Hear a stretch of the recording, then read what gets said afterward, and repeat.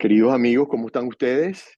Es un placer para mí dar inicio a esta nueva serie de eventos denominados Al Día y con una gran casualidad, puesto que estoy iniciando estos eventos del 2023 con el mismo tema que había tratado en el 2022 con nuestro presidente de honor, Eloy Anzola. Hoy vamos a tratar nuevamente un tema que ha sido bastante sorprendente, como lo habíamos enunciado el año pasado, con relación al tema de la doble nacionalidad en el arbitraje de inversión. Eh, esta situación que se ha planteado en algunos arbitrajes ha puesto pues en jaque a muchos inversores, concretamente, bueno, se ha dado con casos venezolanos, pero eso puede influir en inversores de todo tipo de nacionalidad. Para ello, hemos invitado al abogado Andrés Megravi, quien es socio fundador de Megravi y Asociado, ha sido profesor por muchos años de medios alternativos para la resolución de conflictos en pregrado y en posgrado en la Universidad Católica Andrés Bello, y ha escrito abundantes artículos sobre arbitraje. Andrés ha participado pues, en algunos arbitrajes CIADI y tiene bastante experiencia en arbitraje de inversión. Recientemente ha publicado pues, un artículo bastante interesante. Muchos expertos en arbitraje lo han calificado como de gran profundidad, donde ha hecho un análisis bastante exhaustivo concretamente del tema de la doble nacionalidad de personas naturales en el arbitraje de inversión. Casualmente, pues estos arbitrajes que vamos a tratar el día de hoy son arbitrajes donde han intervenido dobles nacionales, uno con nacionalidad alemana y dos de ellos con nacionalidad española y a su vez nacionalidad venezolana. Lo importante de esto que vamos a hablar es que Andrés va a analizar tres arbitrajes que han sido pues dictados por árbitros altamente reconocidos en el mundo arbitral. El primero es un arbitraje el último pues que se ha dictado, donde actuó un venezolano, Fernando Fraiz, y los árbitros fueron Alexis Moore, Enrique Barros Burrí y Rafael Vinuesa.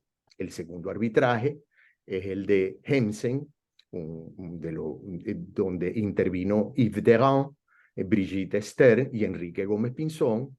Y el tercer arbitraje es el arbitraje de Manuel García Armas, donde intervinieron los árbitros José Emilio Núñez Pinto, Enrique Gómez Pinzón y Santiago Torres Bernardes. Yo quería pues también señalar pues que este artículo ha sido publicado en el número 45 de la revista del Club Español del Arbitraje.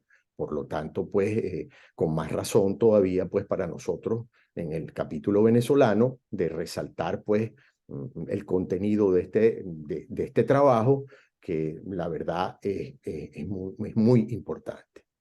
Yo quisiera, Andrés, pues, darte la palabra y como este es un tema bastante árido, pues, de muchísimo detalle, pues el arbitraje de inversión, básicamente en todos los temas de jurisdicción, es delicado porque se toman en cuenta tratados internacionales, convenios y una serie de situaciones. Y básicamente el tema de la nacionalidad juega un rol preponderante. Entonces yo quería que nos explicaras un poco ¿cuáles son los antecedentes de la doble nacionalidad en el arbitraje de inversión? Y así más o menos vamos entrando en el tema. Adelante, Andrés. Bueno, muchísimas gracias, Adolfo. Muy honrado por esta invitación y por esta oportunidad que me brindas para explicar este tema que es, como tú señalabas, pues un tema de mucha relevancia en la actualidad por el impacto que tiene en el ámbito del arbitraje de inversiones y particularmente en aquellos inversionistas, personas naturales que desean acceder a la instancia internacional para la protección de sus derechos de acuerdo a los tratados internacionales. Entonces, dicho esto, como bien señalas tú, hay tres decisiones que han venido ocurriendo en esta temática en los últimos años y particularmente a partir de octubre del 2019 con la decisión del caso de los hermanos Jensen y por un tribunal encabezado, como dices tú, por el doctor Yves Derrame, que es una autoridad pues, en el mundo del arbitraje, tanto de inversiones como comercial, y ha sido un árbitro que indudablemente ha contribuido con grandísimos aportes para el desarrollo del arbitraje internacional. De allí, pues, esa relevancia de esa decisión que hay que decirlo, hasta 2019 el tema de la doble nacionalidad era un tema, si se quiere, bastante pacífico en la jurisprudencia de arbitraje de inversiones.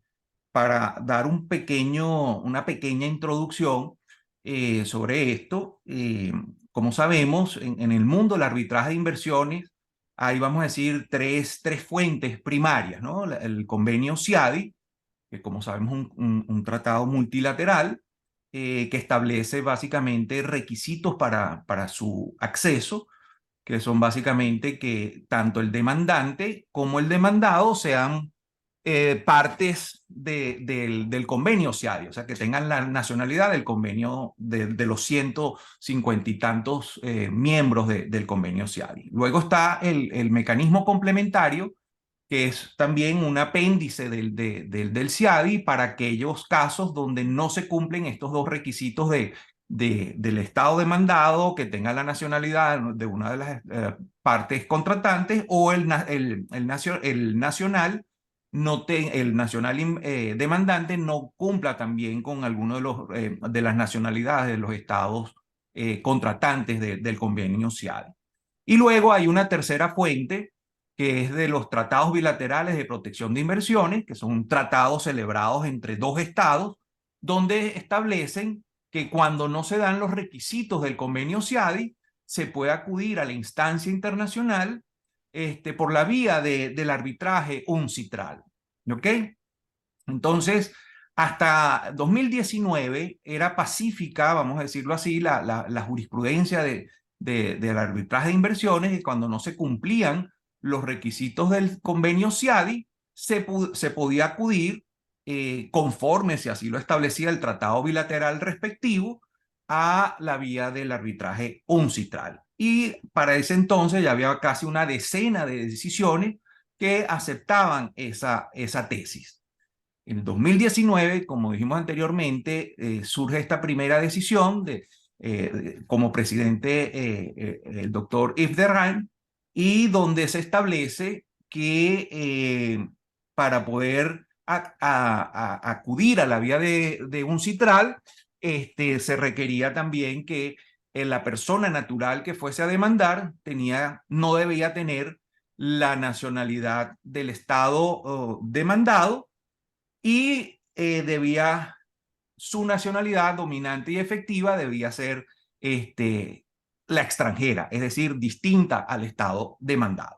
Esta sentencia causó un primer revuelo en el 2019, pero luego, unos meses más tarde, en diciembre de 2019, vino una segunda decisión ratificando más o menos con otros razonamientos esa misma tesis de que los dobles nacionales no podían acudir por la vía de UNCITRAL a demandar al Estado con el cual también compartían una de sus nacionalidades. Y más recientemente, en enero de 2022, en el caso de Fernando Fraiz contra Venezuela, estamos hablando de 3 casos casualmente contra Venezuela, donde en esta oportunidad también se utiliza el Tratado Bilateral de España, y este tribunal, también uno de sus integrantes, una figura muy reconocida como Alexis Moore, establece, también ratifica el mismo criterio expuesto anteriormente por Yves Derrame, donde dice que para poder acceder a la vía del arbitraje de inversiones a través de un tratado bilateral, aunque este tratado bilateral no excluyera expresamente la posibilidad de no tener doble nacionalidad. Entonces ratifica que es un criterio de derecho internacional consuetudinario que se requiere que no se tenga la nacionalidad del Estado demandado, o que al menos la nacionalidad dominante y efectiva sea la nacionalidad extranjera o distinta a la del Estado demandado. Con lo cual, se refuerza entonces una tesis minoritaria por la relevancia de uno de los árbitros que integra este tribunal arbitral, y es por ello que hemos hecho entonces este análisis detenido de estas tres decisiones, porque en mi opinión la privación de la nacionalidad, de la doble nacionalidad, si no está expresamente contemplada en el tratado bilateral aplicable, podría considerarse como una privación arbitraria de esa nacionalidad. Ok, Andrés, muy claro, pues digamos, la introducción al tema pues que vamos a desarrollar. Yo sé que tú eres una persona de opiniones pues brillantes y que siempre has estado a la vanguardia produciendo tesis que han requerido reflexión y has estado pues dispuesto pues a defenderlas, incluyendo esta pues, porque ya acabas de mencionarnos pues que estamos, son decisiones que han sido proferidas por los árbitros más importantes del mundo. En tu artículo, y de la lectura de tu artículo, tú nos planteas de que en esos arbitrajes eh, hubo, se aplicaron de manera errónea, y creo que con eso concluiste, unos conceptos que no se corresponden con el arbitraje internacional. ¿Nos podrías ahondar un poquito más en ese punto, pues con el que dijiste de que eso no era derecho consuetudinario, de que han habido, digamos, de una manera se ha interpretado erróneamente ese concepto? Sí, con mucho gusto, Adolfo. Ahora, fíjate que yo creo que una de las cosas más eh, importantes para entender esta problemática es hacer un repaso de los antecedentes históricos, porque de lo contrario va a ser muy difícil visualizar la problemática. Y yo creo que cuando haces un repaso de los antecedentes históricos, puedes rápidamente entender qué es lo que está pasando y por qué figuras tan relevantes como Yves de Rhein o Alexis Moore han sostenido lo que han sostenido. Cuando tú repasas los antecedentes históricos, te das cuenta que estamos ante un cambio de paradigma actualmente que hace 2 décadas atrás no existía. Y entonces por eso es tan difícil para algunas personas que vienen arraigadas a algunos principios que por muchos años se sostuvieron, que ahora esos principios no estén en vigencia y seguimos aplicando doctrinas que estaban vigentes en los años 60, pero que hoy en día la realidad mundial apunta en otra dirección. ¿Qué quiero decir con esto? En los años 60, tan solo menos de una cuarta, sí, una cuarta parte de los estados aceptaba la doble nacionalidad. Hoy en día, ya para 2018, 3/4 partes de los estados aceptan no solo la doble nacionalidad, sino la múltiple nacionalidad. Entonces, cuando te das cuenta que no ha pasado mucho tiempo de los años 60 ahorita, pero han cambiado radicalmente los paradigmas, o sea, en los años 60 la doble nacionalidad se veía todavía como algo anómalo, como algo patológico, como algo indeseable. Ya vamos a ver por qué se veía de esa forma. Pero hoy en el 2023, la nacionalidad, la múltiple nacionalidad, la doble nacionalidad ya es percibida como un derecho individual, no ya como una potestad del Estado, sino también como un derecho individual, y ya hoy en día los individuos buscan incluso tener esa múltiple nacionalidad por las distintas ventajas que ello podría representar en diferentes ámbitos, tanto personales como económicos. Entonces, esa realidad histórica es muy importante percibirla, porque fíjate, cuando haces todavía más atrás, yo ahorita mencionaba 1960, pero si te vas mucho más atrás, te das cuenta que hay tres etapas que han ido evolucionando en todo este tema de la doble nacionalidad. Hasta mediados del siglo XIX, el tema de la doble nacionalidad era un tema poco recurrente, poco analizado, porque es que las personas en esa época nacían, vivían, se desarrollaban y morían en el mismo sitio. Entonces, no era algo frecuente que una persona pudiera tener doble nacionalidad. Era algo casi que impensable, ¿ok?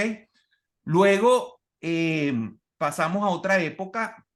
Justamente los historiadores señalan que es a partir de la independencia de los Estados Unidos donde comienzan a darse esas situaciones de migración de ciudadanos a otros estados y entonces comienza a verse sobre todo con mayor frecuencia estos casos de doble nacionalidad, pero también siguen siendo percibidos por los estados como algo indeseable y la razón de fondo de todo esto era ningún estado quería perder la lealtad de un posible soldado.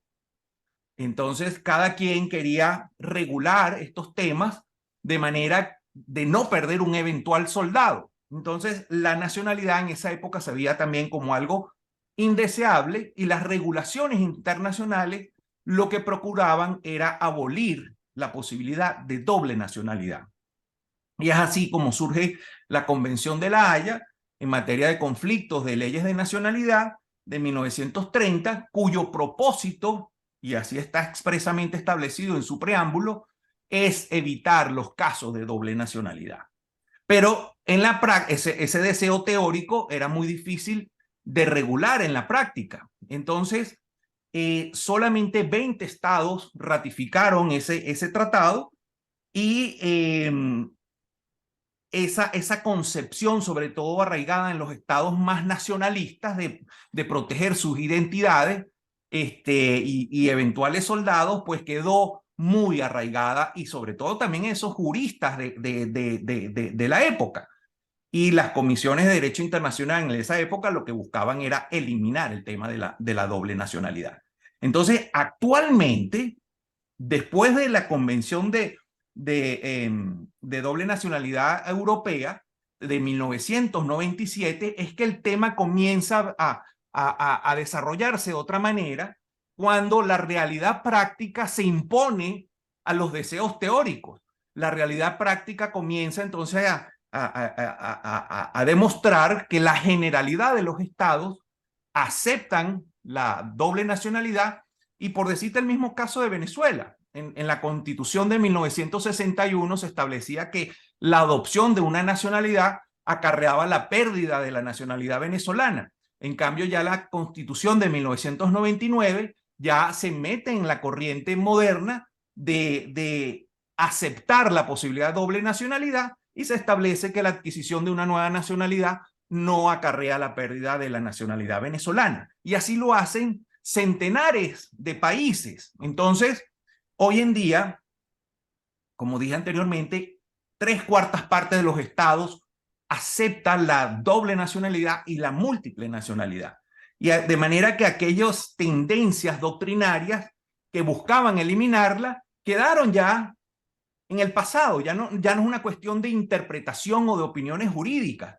Por eso es que yo me atrevo a hacer este análisis crítico a figuras tan relevantes como el doctor Yves de Rijn o Alexis Moore, porque no estamos hablando de opiniones, estamos hablando de hechos. Hoy nadie puede restar que existen 3/4 partes de los estados aceptando la doble nacionalidad. ¿Ok?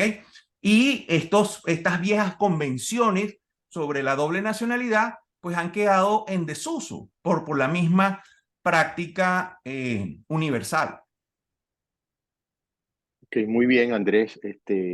Vemos pues que el tema, como enuncié al principio, es de mucho detalle y en estos programas de al día pues no tenemos tanto tiempo, pero me gustaría pues que tú nos explicaras un poco el concepto doctrinario de derecho internacional consuetudinario, puesto que, de acuerdo a lo que nos acabas de explicar, No estamos hablando de una opinión juris, sino estamos hablando pues de la evolución de unos conceptos que han ido perdiendo vigencia para adecuarse pues a la situación actual de los inversores, que es la que tú estás señalando. Entonces quisiera pues que nos hablaras brevemente un poco sobre esa doctrina de derecho internacional consuetudianario. Sí, correcto. Ese es el punto medular o el argumento fundamental de estas tres decisiones, que ellos dicen basarse no en el tratado bilateral aplicable a cada una de esas controversias, que como tú bien dijiste, era el caso del tratado bilateral Alemania-Venezuela, o los otros dos casos era España-Venezuela. Ninguno de esos dos tratados establece la exclusión del doble nacional como demandante. Y ellos dicen, estos árbitros dicen, aunque no lo dice expresamente el tratado bilateral, aplicando los principios de derecho internacional consuetudenario, habría que concluir que ese requisito sí está establecido. Entonces ellos dicen que por vía de principios de derecho internacional consuetudenario debe entonces prohibirse la posibilidad de que un doble nacional que posee la nacionalidad del Estado demandado pueda acceder al arbitraje internacional de inversión. Cuando vemos el concepto de derecho internacional consuetudinario, vemos que este tiene que cumplir, Adolfo, con dos requisitos. Uno es que sea una práctica general y el otro, el segundo requisito, es que sea una práctica general aceptada como derecho, ¿ok? Como opinio juris. Entonces, si no cumple con estos dos requisitos, no estamos hablando de derecho internacional consuetudinario. Una práctica general que se realiza sin la convicción de que es una opinio juris, pues bueno, es una práctica simplemente generalizada, pero no es derecho internacional consuetudinario. O una convicción de que esto es una opinión juris, pero no es respaldada mayoritariamente o no es una práctica general, tampoco sería entonces derecho internacional consuetudinario. Cuando tú tienes claro esto, que de paso, esto que estoy diciendo no es una opinión personal, esto incluso está ratificado recientemente en el 2018 por la Comisión Internacional de Derecho Internacional de las Naciones Unidas, donde al precisar el concepto de derecho internacional consuetudinario hace mención a estos dos requisitos.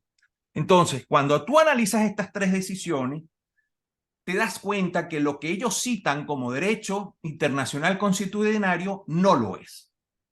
La principal fuente que ellos citan como derecho internacional consuetudinario es justamente la Convención de La Haya de 1930 sobre cuestiones de nacionalidad, que como dije anteriormente, primero es de 1930, cuando estábamos en la primera etapa del desarrollo histórico, donde era vista la doble nacionalidad como algo maligno. Pero más allá de eso, esa convención solamente fue ratificada por 20 estados, 26 más la suscribieron, pero decidieron no ratificarla. Entonces, una convención que tiene ya todos estos años sin que haya sido ratificada por más de 20 estados, no se puede decir que es una convención de general aceptación, ¿ok? Por un lado. Y por el otro, es una convención que se estableció cuando ni siquiera existía el sistema de protección de inversiones.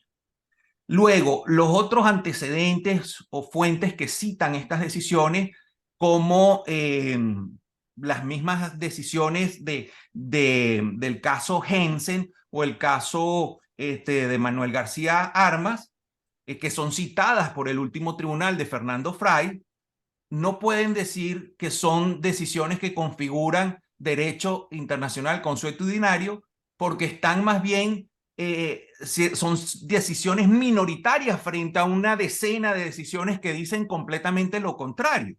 Entonces, tampoco esa cita de tres decisiones no configuran derecho internacional consuetudinario. Igualmente, las decisiones hacen otras referencias a otros tribunales que no son ni siquiera tribunales propiamente dentro del sistema de protección de inversiones, que menos aún configuran derecho consuetudinario.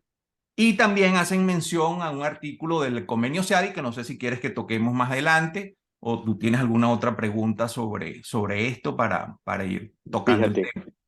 fíjate, Andrés, lamentablemente vamos a tener que acelerar un poco, pero en realidad voy a tratar de englobar, pues, y de hacer mención a algunas cosas, pues, que había pensado plantearte, pues, porque probablemente nos quedan menos de 10 minutos.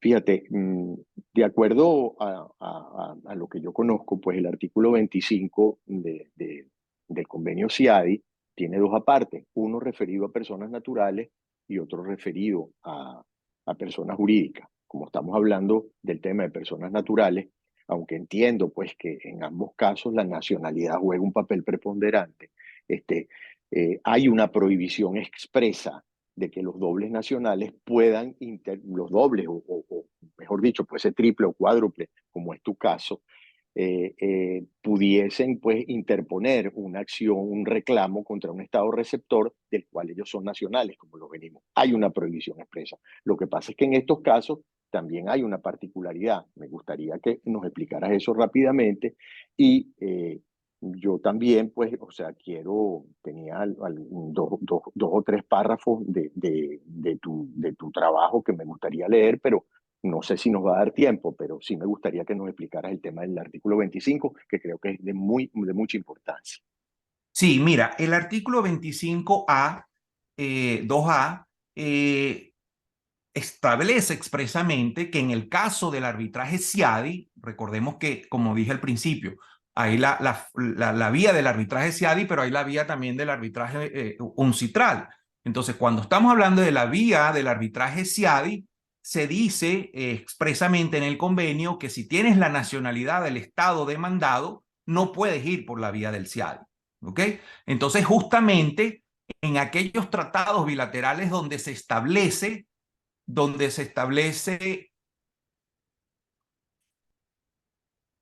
¿Me oyes? Sí, te estoy oyendo perfecto.